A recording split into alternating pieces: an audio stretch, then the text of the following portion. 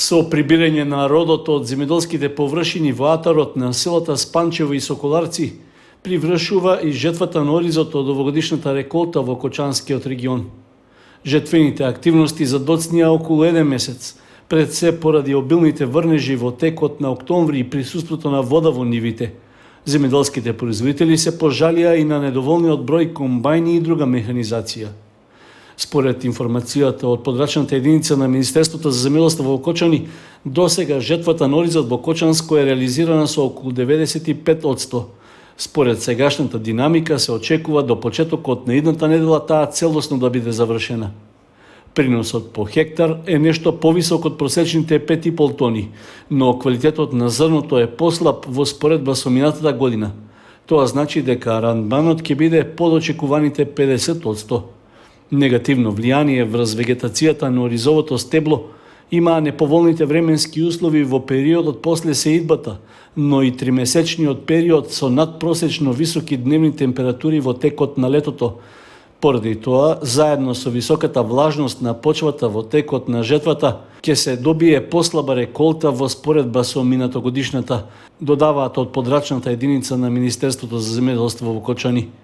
Послабиот квалитет на арпата, заедно со повисоката влажност на зрното, влијае и врз откупните цени. Во зависност од сортата, откупно-преработувачките предпријатија на земјоделските производители им исплаќаат меѓу 16 и 20 денари за килограм. На површините во Кочанската котлина пролетва со ориз беа засеани околу 4200 хектари. Од нив се очекува да се добијат над 23.000 тони оризова арпа. По официализирањето на резултатите од локалните избори и доделувањето на сертификатите на избраните членови, Советот на општина Чешиново Облешево ја одржа и првата конститутивна седница. Вообичаено, на првата средба се верификуваа мандатите на новоизбраните советници, со што тие и официјално ги застапуваат граѓаните што гласале за нив.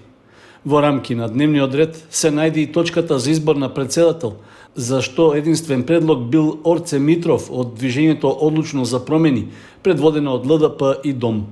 Бев изберен едногласно за председател на Советот. Инаку јас лично имам искуство околу општината, бев градоначалник, бев потоа вработен во општината, работите се ми доста јасни.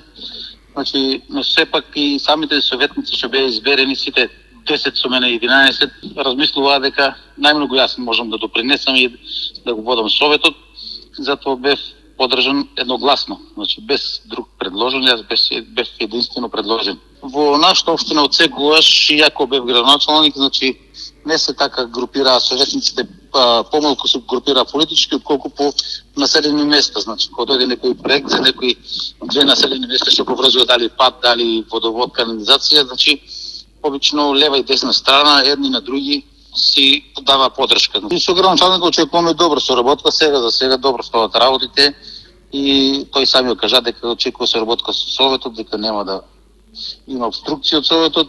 Митров најави дека во текот на наредната недела се очекува да се одржат и првите 2 работни седници на Советот, на кои ќе се разгледуваат повеќе прашања поврзани со работењето на локалната самоуправа, како и за проекти од интерес на граѓаните. При тоа тој додаде дека поради наследени долгови во висина од околу 34 милиони денари, сметката на општина Чешиново Облешево во моментот е блокирана. Поради тоа, приоритет на новата локална власт ќе биде надминување на финансиските проблеми.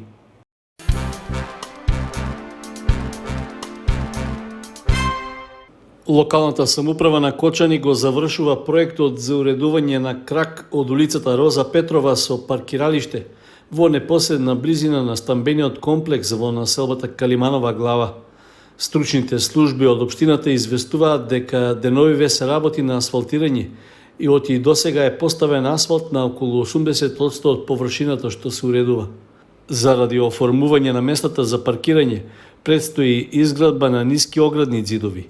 Потоа ќе следи асфалтирање на западниот дел од просторниот опфат, средување на атмосферските одводи на неколку позиции, како и оформување зелен појас.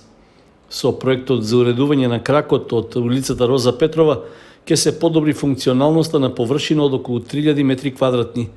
Исто така ќе се олесни и сообраќајниот пристап за станарите од објектите за колективно домување, а ќе се добие паркиралиште со повеќе од 90 места. Во наредниот период ќе се работи и на обновување на 1 километар од коловозот на улицата Роза Петрова, од вкрстувањето со улицата Ристо Симеонов до спојот со Страшоер Бапче во близина на општата болница. Од десната страна на улицата Роза Петрова во должина од околу 800 метри ќе се изгради тротоар, со што ќе се добие целосно уредена пешачка зона по целата должина.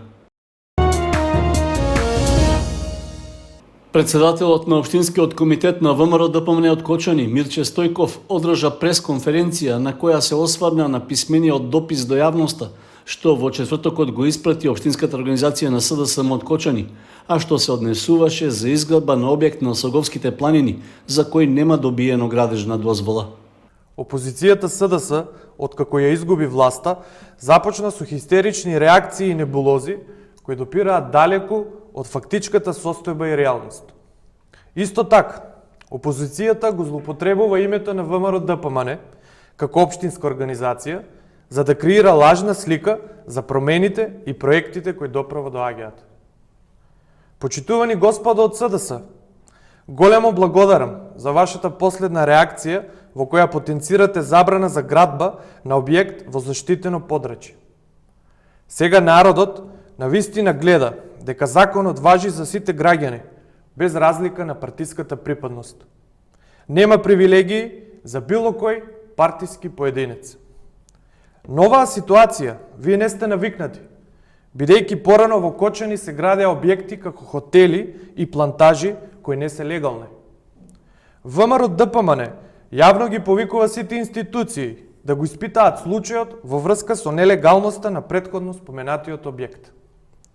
Дивите градби, почитувањето на законските норми и регулативи се болна точка на Кочанската општина, односно проблем кој сегашната опозиција не можеше да го реши.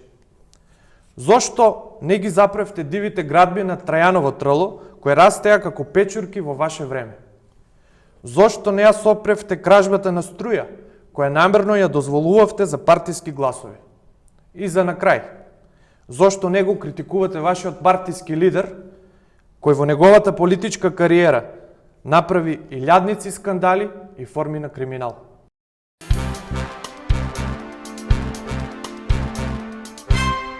Од Општинската организација на СДСМ од Кочани доставија писмено соопштение во кое се поздравува најавата на Општинскиот комитет на ВМРО ДПМН за почитување на законите, особено во сферата на средувањето на состојбата со дивоградбите. СДСМ секогаш се одлучувала во интерес на ранливите категории низ соодветна постапка и легални механизми со вклученост на сите. За секое прекршување на законот следуваа преземање на соодветни мерки. Искажаните сомнежи единствено може да ги демантираме преку факти, затоа јавно ги повикуваме надлежните институции да испитаат колку дивоградби се изградени во периодот од 2009 до 2017, а колку во периодот од 2017 до 2021 и податоците да се објават.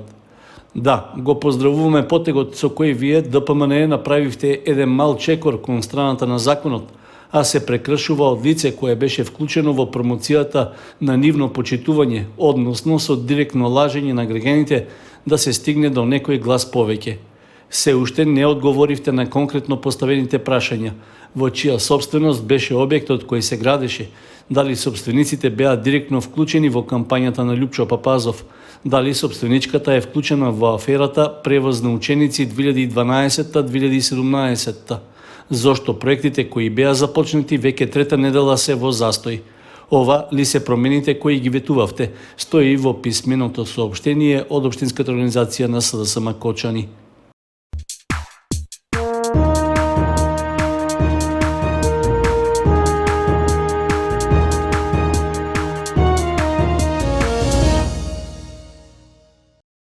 По двонеделната пауза во домашните фудбалски првенства поради настапите на државната репрезентација, викендов продолжуваат надпреварите во втората македонска фудбалска лига. Според распоредот ќе се игра 11-тото коло, во кое во источниот регион најголемо внимание привлекува дерби средбата меѓу Осогово и Слога 1934, што се игра на стадионот Никола Мантов во Кочани. Двете второлигашки екипи влегуваат со различни амбиции на овој надпревар со оглед на моменталниот пласман на табелата. Екипата од Виница, за да ја продолжи низата од добри резултати и задржување на лидерската позиција, додека домакините од Кочани, за да ја прекинат лошата серија во која од 3 надпревари досега освоија само 1 бод. Токму евентуален успех и освојување на 3 бода за домашните фудбалери ќе значи задржување на средината на табелата и избегнување на опасната зона за губење на второлигашкиот статус. Победа за гостите од Виница пак ќе значат нови 3 бода и зацврстување на врвот на табелата. Сите средби од 11-тото коло се играат в сабота со почеток од 13 часот. Главен судија на надпреварот меѓу Осогово и Слога ќе биде Јосип Бартон од Скопје.